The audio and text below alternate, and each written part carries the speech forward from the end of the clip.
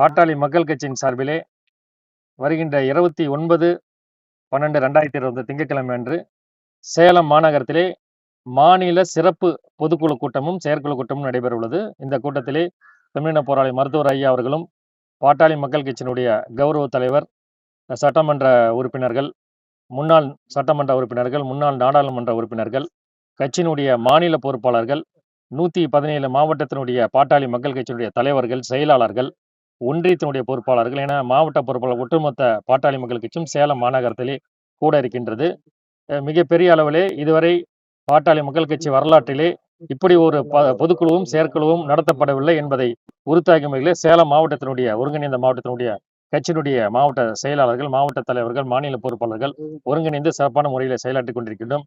இந்த நிலையிலே கட்சிக்கு சம்பந்தம் இல்லாத, அதாவது மருத்துவர் ஐயா அவர்களால் கடந்த 2 மாதத்துக்கு முன்பு நீக்கப்பட்ட ஒரு கும்பல், ஐயா சொல்றது ஒரு கும்பல், அந்த கும்பலை சார்ந்தவர்கள் பாட்டாளி மக்கள் கட்சி எங்களுடைய தான் அப்படின்ட்டு ஒரு பெட்டிஷன் கூட நேற்று கூட இதே கமிஷன் ஆஃபீஸில் வந்து பொதுக்குழு நடத்தக்கூடாது அப்படி இப்படின்னு சொல்லி ஒரு பெட்டிஷன் கொடுத்து போயிருக்காங்க. நாங்கள் முறைப்படி கமிஷனர்கிட்ட பெட்டிஷன் கொடுத்துருக்கோம்.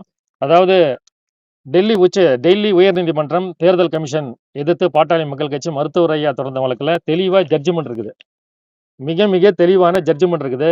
இந்த படிச்ச வைக்கல படிக்காத வைக்கல இந்த வைக்கல் பாலன் ஒருத்தருக்காரு, அவரால் தான் இந்த கட்சிக்கு மிகப்பெரிய குழப்பம். அதாவது ஒரு ஜட்ஜ்மெண்ட்டை கூட படிச்சு பார்க்க முடியாம, படிச்சு பார்க்க தெரியாம, என்ன எழுதியிருக்காங்க என்ன கொடுத்துருக்காங்க கூட புரியாம தவறா சொல்றாரு. கோர்ட்ல தெளிவா டெல்லி உயர்நீதிமன்றம் தெளிவா குறிப்பிட்டிருக்கு, பாட்டாளி மக்கள் கட்சிக்கு இவங்க எலெக்ஷன் கமிஷன்ல இருந்து எனக்கு தலைவர் லெட்டர் கொடுத்துருக்கான்னு சொல்லி இதை தான் காட்டிட்டு இருந்தாங்க. அதே டெல்லி உயர்நீதிமன்றத்திலே தேர்தல் கமிஷன் சார்பிலே ஆஜரான வழக்கறிஞர்கள் நாங்க இதில் தலையிட முடியாது, நாங்க கொடுத்த லெட்டர் திருப்பி போயிருக்குன்னு ஓப்பன் கோர்ட்ல அவங்க சொல்லியிருக்காங்க. இதெல்லாம் நகல் இருக்கு. ஆனா இதெல்லாம் மறைச்சிட்டு, இதெல்லாம் விட்டுட்டு கோர்ட்டு உத்தரவை மீறி செயல்படுறாங்க. ஆகவே இந்த கோர்ட்டு உத்தரவை மீறி செயல்படுகின்ற இந்த வக்கீல் பாலு உள்பட இந்த கும்பலை கண்டித்து இன்றைக்கு பேப்பர் விளம்பரம் ஒன்று கொடுத்துருக்கு பாட்டாளி மக்கள் கட்சி தலைமையின் சார்பில் ஒரு விளம்பரம். இந்த விளம்பரத்தின் மூலம் என்ன அறிவிக்கப்படுகிறது அப்படின்னா, இந்த பொதுமக்கள் அனைவருக்கும் கடைசியாக தெரிவிக்கப்படுது என்னென்றால், பாட்டாளி மக்கள் கட்சி தொடர்பான டெல்லி உயர்நீதிமன்றத்தில் HW நம்பர் 1831/1/2025 வழக்கில் 4/12/2025 அன்று வழங்கப்பட்ட தீர்ப்பின் மூலம் மருத்துவர் அன்புமணிக்கு பாட்டாளி மக்கள் கட்சி தலைவர் என்ற உரிமையும் கட்சியின் பெயர், கொடி, சின்னம் பயன்படுத்துவதும் உரிமை எதுவும் இல்லை என்று சட்டப்பூர்வமாக உறுதி செய்யப்பட்டு உள்ளது. இத்துடன் தேர்தல் ஆணையம் 9/9/2025 மற்றும் 27/11/2020 பிறப்பிக்க உத்தரவுகள் அதிகார வரம்புக்கு அப்பாற்பட்டவை. அதிகார வரம்புக்கு அப்பாற்பட்டனா இவங்க தலைவர்னு சொல்லி தேர்தல் ஆணையத்துக்கு லஞ்சத்தை கொடுத்து வாங்கின கடிதம் செல்லாதுன்னு சொன்னதுதான். அதிகார வரம்புக்கு அப்பாற்பட்டவை, சட்ட அதிகாரமற்றவை என உயர்நீதிமன்றம் தெளிவாக அறிவித்துள்ளது.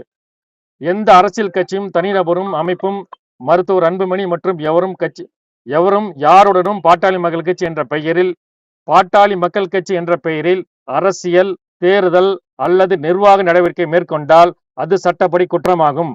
மேற்கண்ட உயர்நீதிமன்ற தீர்ப்பை மீறி தொடர்ந்து செயல்படுவோர் மீது நீதிமன்ற அவமதிப்பு வழக்கு மற்றும் சட்டப்படி கடுமையான உரிமை நடவடிக்கை தவறாமல் மேற்கொள்ளும் என கடைசியாக எச்சரிக்கப்படுகிறது.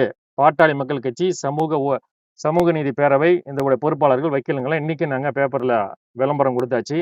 இனி பாட்டாளி மக்கள் கட்சி அப்படின்னு சொல்லி ஐயாவோட பெயரும் முகவரியும் லெட்டர் பேர்லாம் பயன்படுத்தக்கூடாது. நேற்று கொடுத்தாங்க ஒரு லெட்டர் பேர்ல, எவ்வளவு புத்திசாலிங்க பாருங்க. மருத்துவர் ஐயா படம் இருக்குது, அந்த படத்தை லெட்டர் பேர்ல கொடுத்து இதே கமிஷன் அலுவலகத்துல ஐயா கூட்டத்துக்கு பங்கேற்கக்கூடாதுன்னு. இதை கூட எவ்வளவு முட்டாள்தனம் எதா இருக்குமா? இது சொல்லுங்க. இது எல்லாம் படிச்சவனுங்களா படிக்காதவனுங்களா? ஒண்ணுமே புரியலைங்க. காலம் என்ன இருக்குது பாருங்க.